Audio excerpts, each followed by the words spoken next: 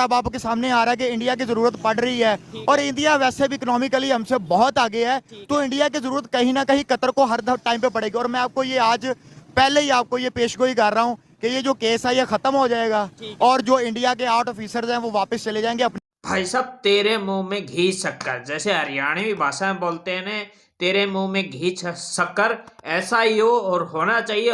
होगा होगा होके रहेगा, क्योंकि वो कोई अपराधी नहीं है, उनको जबरदस्ती फंसाया गया है और वो वापिस आएंगे।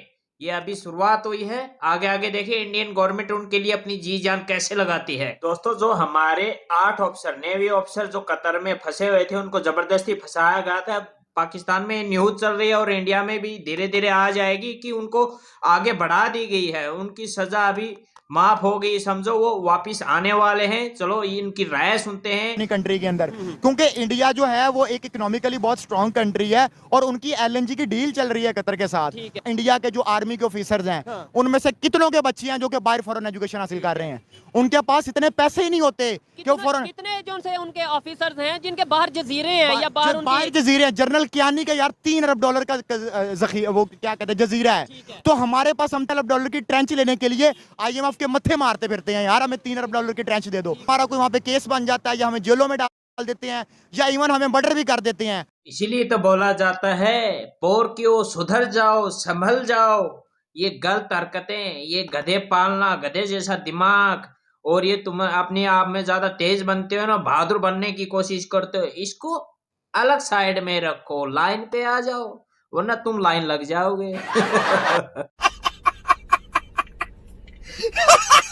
हमारा मुल्क हमारे पीछे नहीं खड़ा होता, जिस तरह आज इंडिया का मुल्क सिर्फ 8 लोगों के लिए उनके पीछे खड़ा हुआ है और वहां पे देखिए सिर्फ 8 लोग हैं। और मैं आपको बता दूं, इस टाइम मेरी फिगर गलत हो सकती है, 10,000 से ज्यादा लोग सऊदी अरब की जेलों के अंदर पाकिस्तानी बैठे, पाकिस्तानी मौजूद हैं। और हमने उनके लिए क्या किया, दूसरे नंबर पे उनके सिर्फ 8 थे। सिर्फ 8 लोग। उन्होंने जो है उनके फॉरेन मिनिस्टर की, मैं लास्ट कुछ दिन पहले जो है वो देख रहा था प्रेस कॉन्फ्रेंस, उन्होंने कहा मैं पर्सनली इस केस को लेके चलूंगा, मतलब मैं अपनी पूरी गहरी नजर रखूंगा और इस केस को मैं खुद लेके चलूंगा। यानी 8 लोगों के लिए वो इतना कंसर्न रखते हैं, इतना सीरियस। हमारी पाक स्टडीज जो सिलेबस में पढ़ाई जाती है, इससे बाहर निकलें और एक्सप्लोर करें। हमारे यहाँ यंग जनरेशन को अपॉर्चुनिटीज ही कहाँ दी जाती हैं। हमें ज्यादा से ज्यादा ये पढ़ाया जाता है कि 1965 की जंग हम जीते थे। यार देखिए, मैं तो समझता हूँ पाकिस्तान और इंडिया जो है ना वो एक 2 भाई हैं, जो कि 75 साल पहले जो थे वो अलहदा हो गए थे। तो जब एक तरक्की भाई करता है ना, दूसरा नहीं करता, तो जो उसके बच्चे होते हैं वो यही कहते हैं कि अब्बा चाचा तो तरक्की कर गया, तुसी कितने रह गए। तो वो हमारे पंजाबी में मिसाल दी जाती है। हाँ जी, नहीं नहीं नहीं नहीं, ऐसा नहीं हो सकता, ये थ्योरी गलत है। ये थ्योरी ऐसे है, पाकिस्तान इंडिया का भाई नहीं बेटा है, इंडिया बाप है पाकिस्तान का, ये सही है। पीछे पिछड़े हो तुम्हारी हरकतों के कारण, बाप क्या करेगा, तुम्हारी ठोकर लगेगी तो अपने आप लाइन पे आओगे ना। और इसलिए तो ही वो बात की 800 ऑफिसर के पीछे पूरा हिंदुस्तान खड़ा हो गया, उनके PM से लेकर सब कुछ इसलिए खड़ा हुआ कि सभी इसलिए बोला जाता है ना, भारत माता की जय।